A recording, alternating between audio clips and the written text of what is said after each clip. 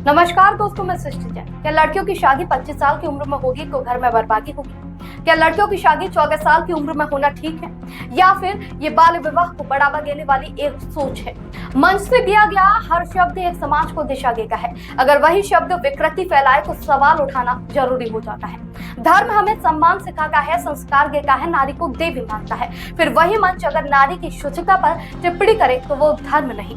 सरकार ने देश में अश्लीलता फैलाने वाले ऐप्स पर पाबंदी लगा दी है। सूचना एवं प्रसारण मंत्रालय ने इंटरनेट प्रोवाइडर्स से कह दिया है कि अश्लीलता फैलाने वाले 25 ऐप्स दिखने नहीं चाहिए। इस कदम के पीछे जो सबसे बड़ी ताकत और सबसे बड़ी चिंता है वो है महिला और बच्चों के अधिकार। लेकिन क्या आज ऐसे कथावाचकों पर भी बैन लगने की जरूरत है? सरकार मानती है कि महिला की डिग्निटी और बच्चों की मासूमियत की रक्षा होनी चाहिए, इसीलिए ऐसे कंटेंट समाज से दूर रहने चाहिए जो उसके खिलाफ हो। लेकिन आजकल समाज में कुछ ऐसे लोग आ गए हैं जो महिला का सम्मान नहीं करके उनके खिलाफ गंदी बातें बोलते हैं, बदतमीजी करते हैं। लेकिन अफसोस की बात यह है कि इनका सामाजिक रुतबा बहुत ज्यादा है, इन्हें बाबा का दर्जा प्राप्त है। आज हम अनिरुद्ध आचार्य की बदतमीजियों का जिक्र करेंगे। ये बाबा शादीशुदा हैं, इनके बच्चे हैं, फिर भी ये महिलाओं के खिलाफ ऐसी टिप्पणियां करते हैं जो अश्लीलता से कम नहीं होती। जरूरत तो इनकी बदतमीजियों को भी इंटरनेट पर सेंसर करने की है, लेकिन ऐसा हो नहीं रहा। जब कोई व्यक्ति बार बार विवादित बयान देता है तो क्या सिर्फ माफी इसके लिए काफी है?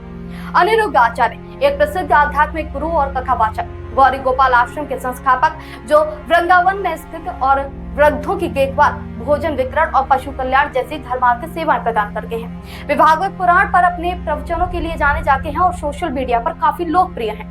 कथावाचक अनिरुद्ध आचार्य का हालिया बयान इस बार चर्चा में बना हुआ है।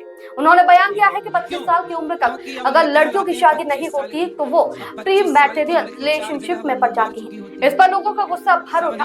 उत्तर प्रदेश के मथुरा जिले स्थित वृंदावन के गौरी गोपाल आश्रम में कथावाचक ने एक धार्मिक आयोजन के दौरान कहा कि सब नहीं पर बहुत लड़कियां ऐसी होती हैं जो 25 साल की उम्र तक कई जगह मुंह मार चुकी होती हैं और रिश्ते नहीं निभा पाती।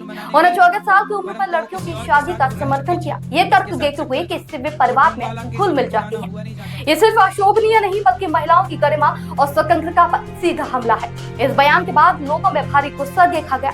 अनिरुद्ध आचार्य के पुतले फूके गए और उनके खिलाफ प्रदर्शन किया गया।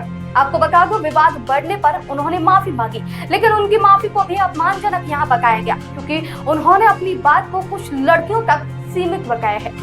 अनिरुद्ध आचार्य ने खेद जताया, लेकिन सिर्फ अगर किसी की भावनाएं आहत हुई हो कह देना पर्याप्त नहीं है। ये कोई मामूली बात नहीं थी, ये सोच को बढ़ावा देने वाली सार्वजनिक टिप्पणी थी। अब महिला वकीलों ने उनके खिलाफ कानूनी कार्रवाई की मांग की है।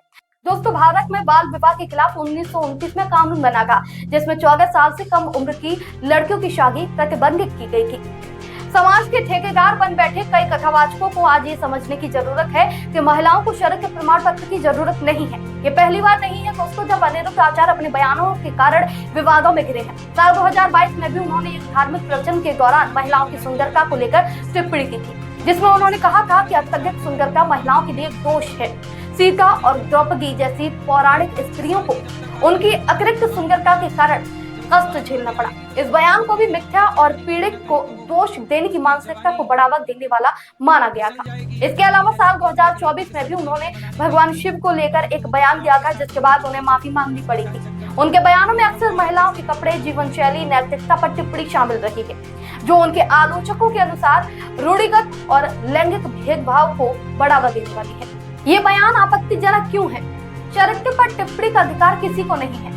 क्या किसी महिला की शादी गैर से होने का मतलब उसका चरित्र गिरा हुआ मान लेना चाहिए? ऐसे विचार पितृसत्तात्मक सोच को और मजबूत करते हैं। लेकिन दोस्तों, क्या साधु संतों का काम बस यही बचा है?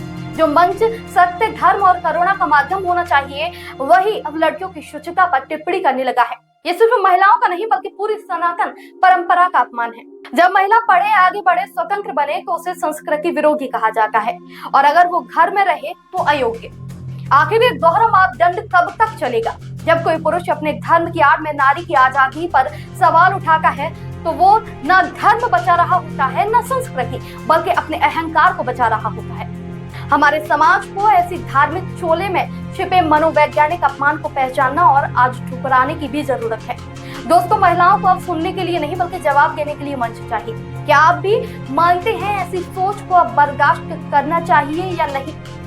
कमेंट में अपनी राय जरूर दें। इस वीडियो को शेयर करें, जगह से जगह इस मुद्दे पर लोगों को जोड़ें और जागरूकता फैलाएं। वीडियो अच्छा लगा हो तो हमारे चैनल को लाइक, शेयर और सब्सक्राइब करना न भूलें। नमस्कार।